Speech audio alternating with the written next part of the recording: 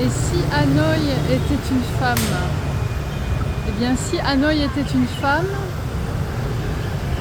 elle se poserait souvent dans ce merveilleux salon de thé qui s'appelle Dong Tin, au numéro 142 Hong Bang, qui est une des rues les plus touristiques et les plus trafiquées du centre du vieux Hanoï.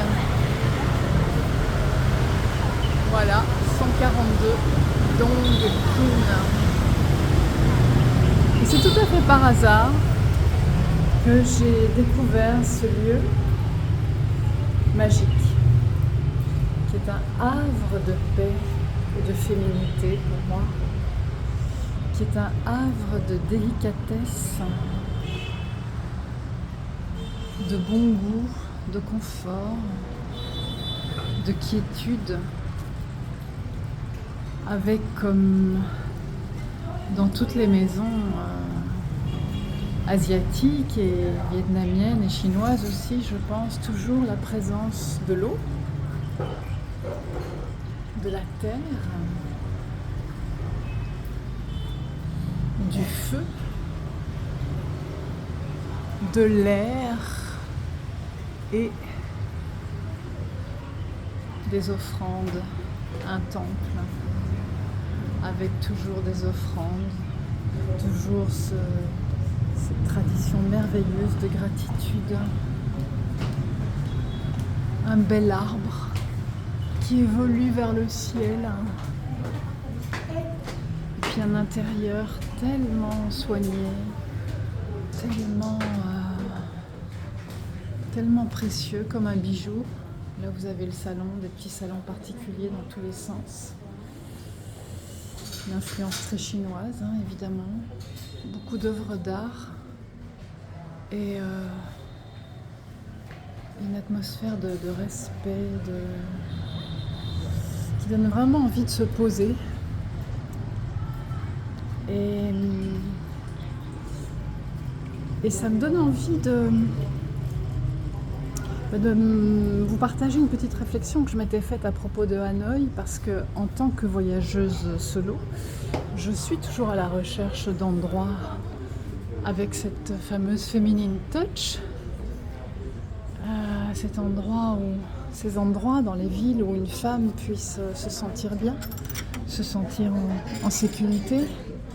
Là on a un petit salon privé ici avec une magnifique fresque et puis des peintures au mur, des femmes partout, et le petit clou de cet endroit, c'est ce temple. Vous voyez, regardez, c'est le printemps. Ouh, c'est le printemps. C'est ce merveilleux temple qu'ils ont aménagé à la lisière de ce salon de thé, avec les bonsaïs, avec les poissons. Et donc là, on va pénétrer dans ce petit temple bouddhiste magnifique, ici, qui est un endroit avec une vibration très particulière. Je m'agenouille.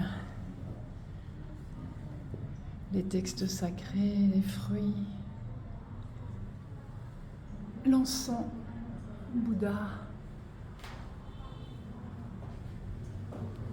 et toutes les offrandes qui vont avec, un peu de sous.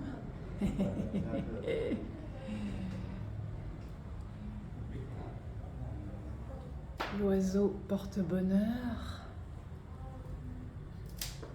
des fruits, toujours ce culte de la gratitude et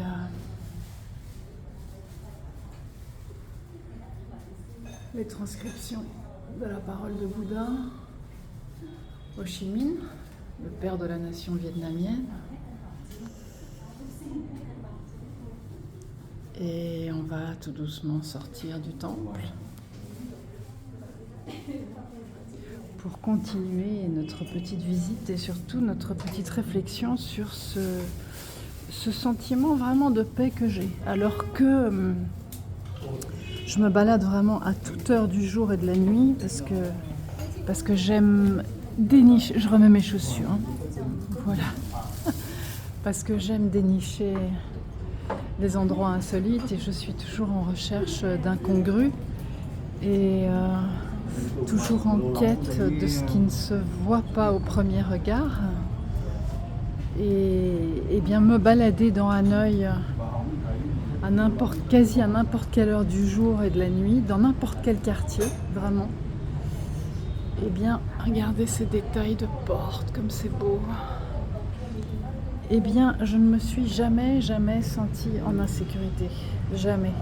Bon, bien sûr, les regards, les hommes matent, hein, quel que soit votre âge, parce que moi, je suis plus une jeune fille. Mais les hommes matent malgré tout, et ils matent vraiment, hein, ils vous déshabillent un peu du regard. Donc c'est pas la même qualité de respect qu'à Barcelone, parce qu'à Barcelone, depuis des décennies que les Barcelonaises se battent contre toute forme de harcèlement, que ce soit dans les foyers ou dans la rue. Barcelone, c'est vraiment le top du top, quoi. Vous pouvez vous y balader et les regards qui sont posés sur vous le sont avec un tel respect et même de la gentillesse que ici on n'est pas au niveau de Barcelone, voilà. Mais on s'en approche. On n'en est pas loin et je m'y sens vraiment très très bien. Il y a beaucoup de femmes qui travaillent, c'est quand même un pays communiste, hein, avec un parti unitaire, comme ils appellent ça, un parti unitaire communiste. Et donc tout le monde bosse beaucoup ici. Et les femmes sont toutes en pantalon avec leurs casquettes. Et elles travaillent dur. Et elles travaillent jour et nuit pour reconstruire ce pays qui est en guerre depuis tellement d'années. Maintenant, il connaît la paix depuis quelques années, touchons du bois. Mais les femmes bossent et les femmes veillent sur vous. Quand elles voient une femme seule se balader, vous sentez qu'elle veille sur vous. Et vraiment, il y a un niveau de sécurité qui est magnifique. Je voulais quand même préciser ça. Alors n'hésitez pas à venir prendre un joli thé. Voilà, ça c'est l'endroit où j'ai bu mon bubble milk tea, qui était très bon. Avec mon légendaire foulard safran qui m'accompagne dans tous mes voyages, qui est mon porte-bonheur. À bientôt.